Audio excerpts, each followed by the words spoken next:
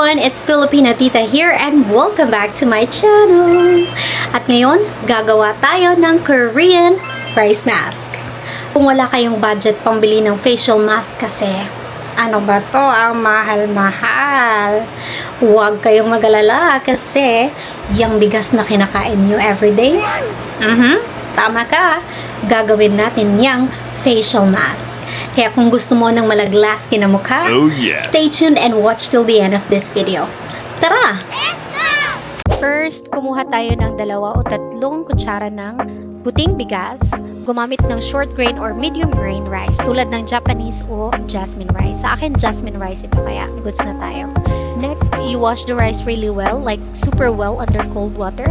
Sa akin, 3 beses ko siyang ginawa and save the last water kasi magagamit pa natin yan mamaya. And pakuluan natin, pagkatapos ay bawasan ang apoy at hayaang lumambot ang bigas. Around 25 to 30 minutes. And if you want that extra sweetness, add a spoonful of honey at ilagay ang tubig na itinabi natin kanina, tansyahin lamang upang ma-achieve natin ang sticky texture and mix it all together.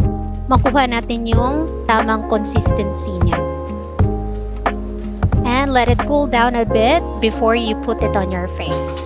And if you have that rice paper, you know, the thin sheets, soak it in a warm water until it's soft and put it on your face. Then, i-apply na natin yung rice mask. Kailangan pantay using your fingers or a brush kung meron man kayo. Sa akin, kamay ko na lang yung ginamit ko and let it dry completely, maybe 15 to 20 minutes.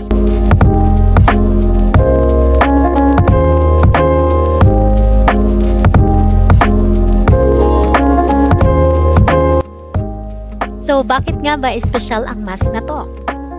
It's like a natural glow up for your skin. The rice in this mask is packed with vitamins and minerals that help brighten and soften your skin.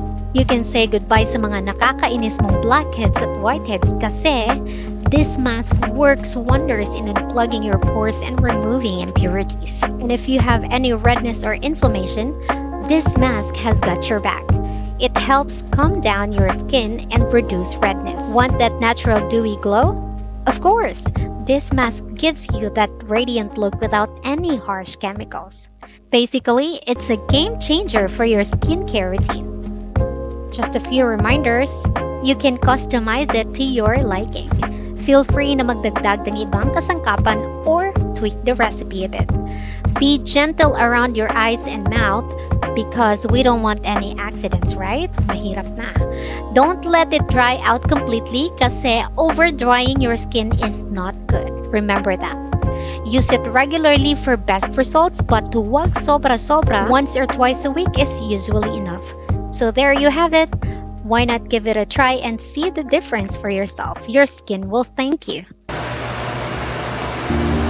Let's go wash.